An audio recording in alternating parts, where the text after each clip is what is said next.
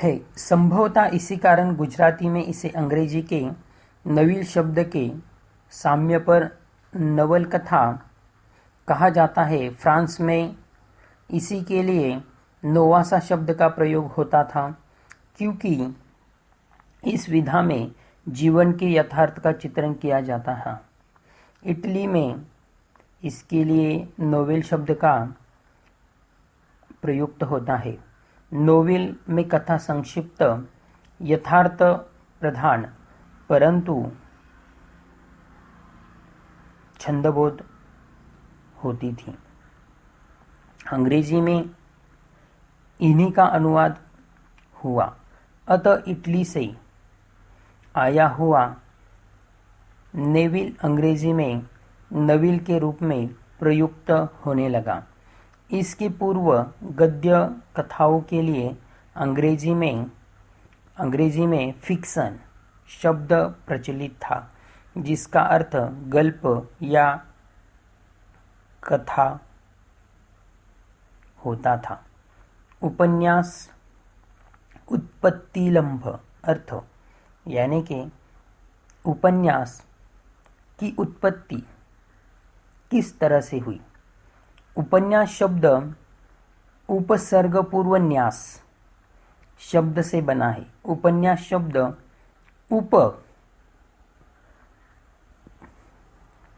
उपसर्ग पूर्व न्यास शब्द से बना है, अतः इस शब्द का अर्थ निकट रखना है। यहाँ प्रश्न उपस्थित होता है कि किस वस्तु के निकट उपन्यास को रखा जाता है। उपन्यास के माध्यम से साहित्यकार अपने आशय को पाठकों के मन के निकटतम पहुंचाता है। उपन्यास शब्द दो शब्दों के योग से बना है, उप और न्यास। प्रथम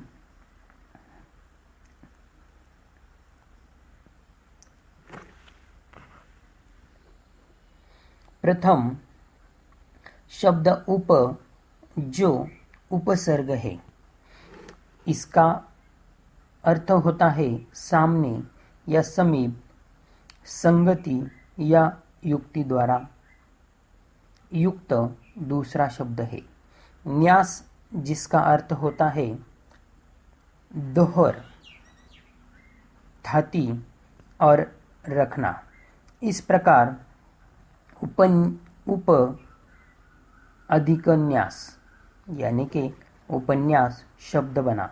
इस उत्पत्ति से यह अर्थ लिया जाता है कि उपन्यास एक ऐसी रचना है जिसमें वर्णित मूल तथ्य एवं कथानक को कोई उपन्यास या लेखक पाठक से उसी धाती के रूप में अपने पास रखता है। तो प्यारे दोस्तों, इस तरह से उपन्यास शब्द की उत्पत्ति हुई है। अब उपन्यास की परिभाषा के बारे में अगर हम कहेंगे तो विभिन्न विद्वानों को विभिन्न परिभाषाओं में आबद्ध करने का प्रयास किया है। इन परिभाषाओं में शब्दगत अंतर होते हुए भी कोई मूलत अंतर नहीं है। अक्सर सभी परिभाषाएं एक दूसरे की पूरक है, विरोधी नहीं। उपन्यास को परिभाषित करने का अनेक विद्वानों ने प्रयास किया है। उनमें से मुख्यतः श्याम सुंदर दास के अनुसार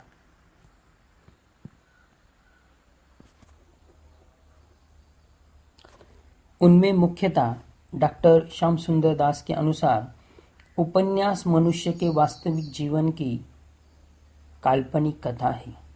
उपन्यास मनुष्य के वास्तविक जीवन की काल्पनिक कथा है। यह सूत्र रूप में ही परिभाषित कही जा सकती है और इसकी काफी व्याख्या अपेक्षित है।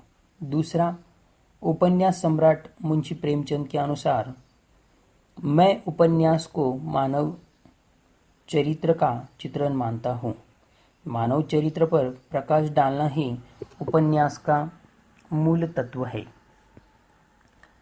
मानव चरित्र पर प्रकाश डालने से रंजक और रक्षक का मंगल विधायक दोनों प्रकार के तत्व निश्चय ही आ जाते हैं। तो प्यारे दोस्तों, इस तरह से उपन्यास की बहुत सारे विद्वानों ने अपनी अपनी परिभाषाएं व्यक्त की है, लेकिन इनमें यह दो मुख्य थी। कथा वस्तु।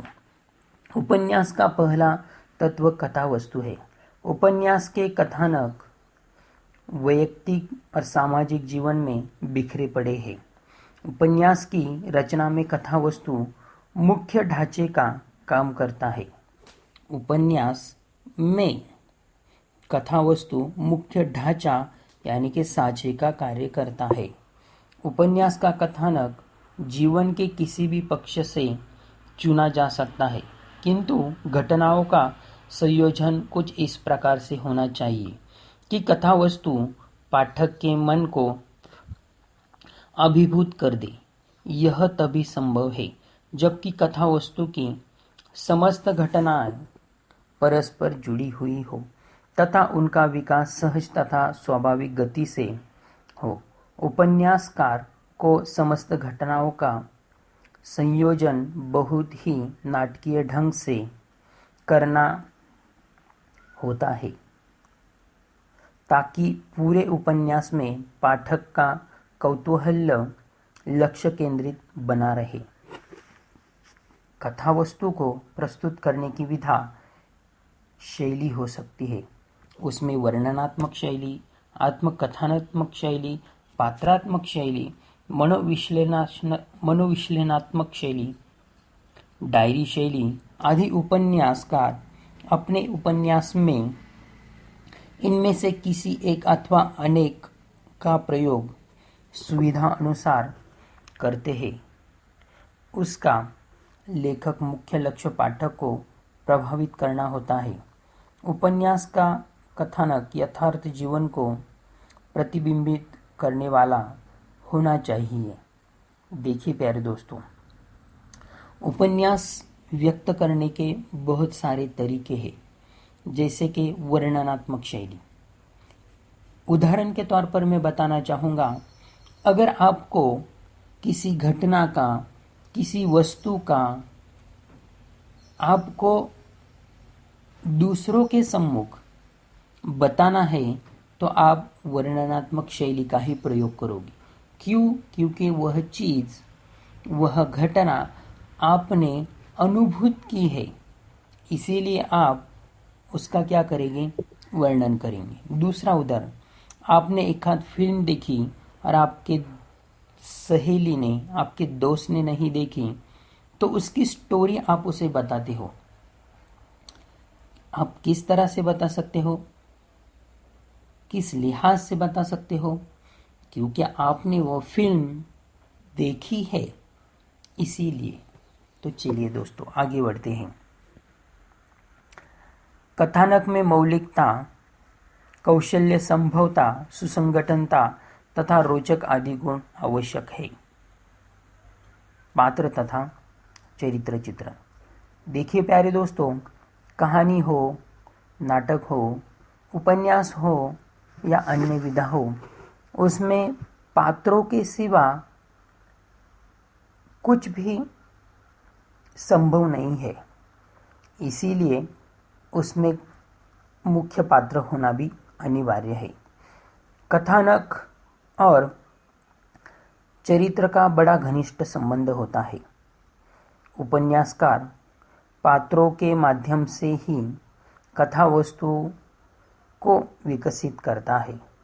चरित्र चित्रण में स्वाभाविकता और सजीवता का होना अत्यंत आवश्यक है। उपन्यास में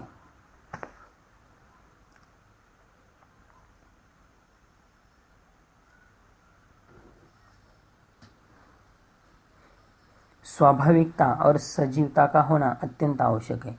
उपन्यास में पात्रों का क्रमिक विकास दिखाया जाना चाहिए।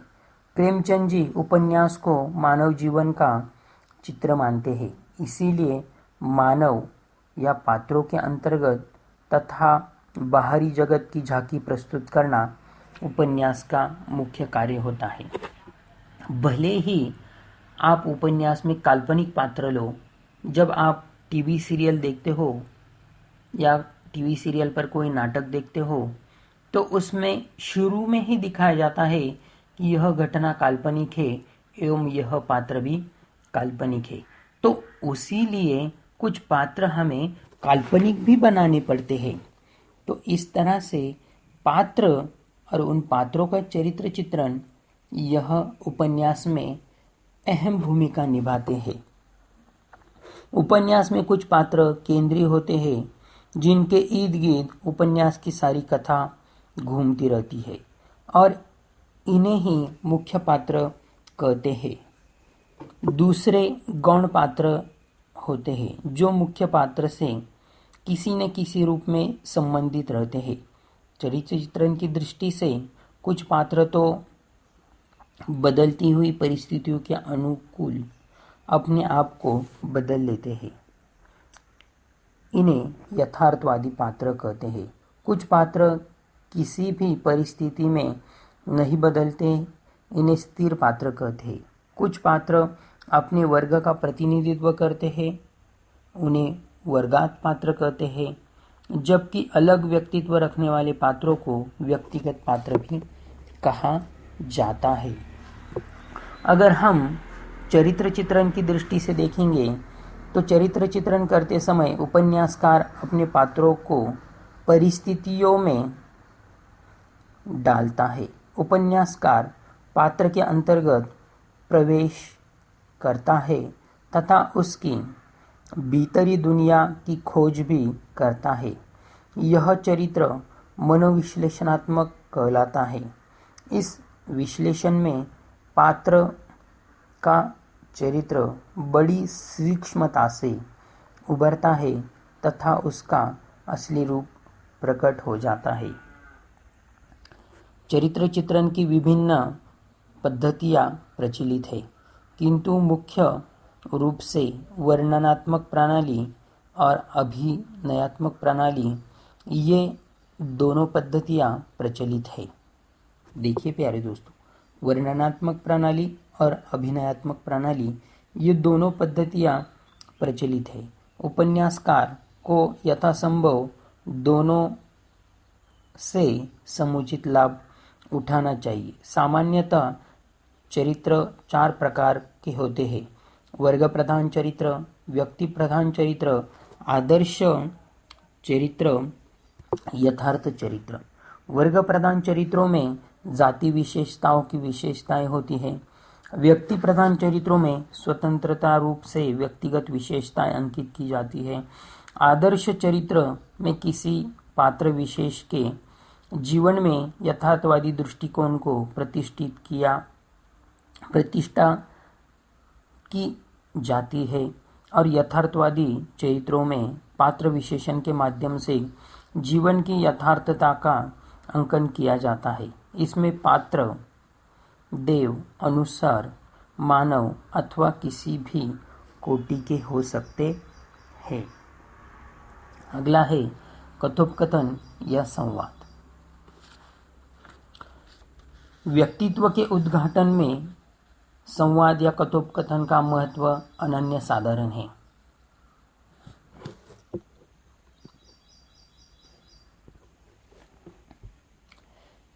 कुछ विद्वानों का मत है कि उपन्यास में संवादों की योजना न भी रहे तो काम चल सकता है। इस कथा में कुछ अंश में तथ्य जरूर है, परंतु उपन्यास मात्र कथा न होकर जीवन की समग्र अभिव्यक्ति है। जब उपन्यास का मूल तत्व कथानक है और उसे प्राणित्वत करने वाले पात्र भी उसमें रहा करते हैं, तो फिर वे गूंगे बनकर तो समस्त कार्य करते ही नहीं जाया करते। इनमें बातचीत भी होती है।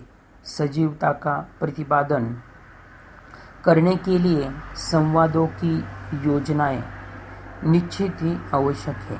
मात्र वर्ण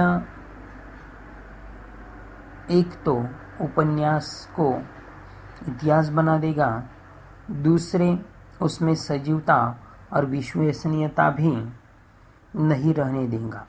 इसके अतिरिक्त भी उपन्यास में कथोपकथन का महत्व हुआ करता है। वह यह कि उनके द्वारा एक तो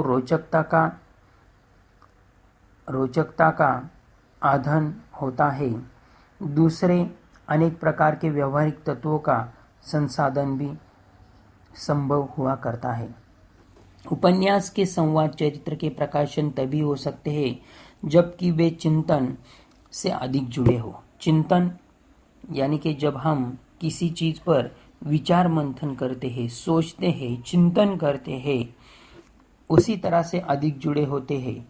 स्थूल क्रियाकलाप से कम पात्र भाषा के माध्यम से अभिन्वित चिंतन संवाद ही होता है। नाटकों में इसे स्वागत संवाद के रूप में उपस्थित किया जाता है।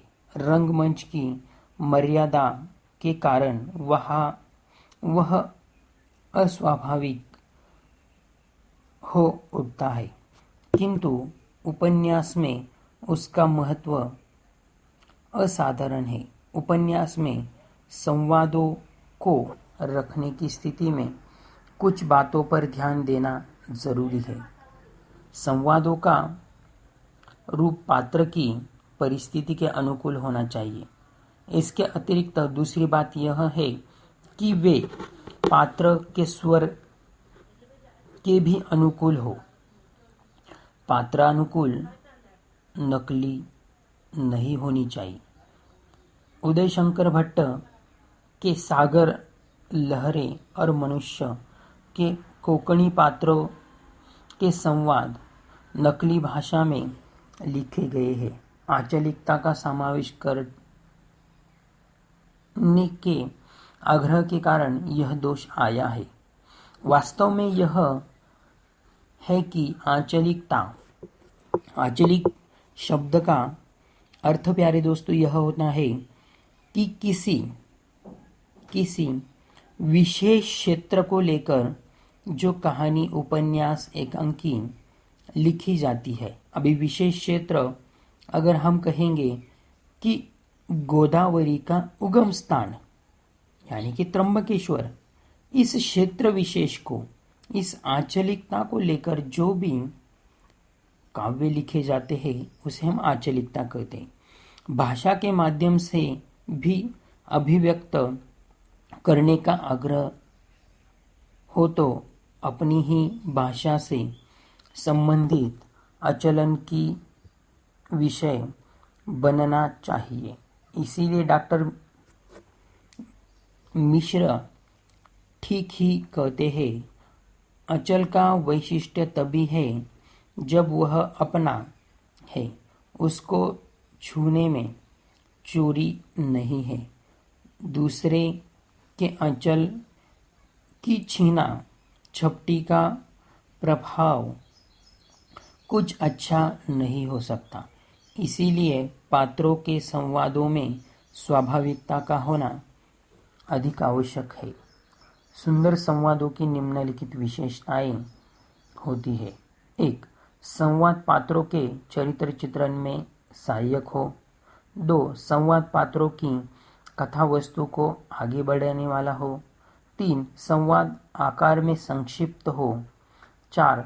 संवाद चुटीले, व्यंग्यपूर्ण तथा व्यंजनात्मक हो। संवाद पात्र तथा परिस्थिति के अनुकूल हो। संवाद की भाषा जीवन की भाषा के समांतर हो। इस महत्व को ध्यान में रखते हुए संवादों या कथोपकथनों को सूक्ष्म, स्वाभाविक, सशक्त, प्रभावशाली एवं हृदयवर्धक बनाना चाहिए। तो प्यारे दोस्तों, देश काल तथा वातावरण हम अगले वीडियो में देखेंगे।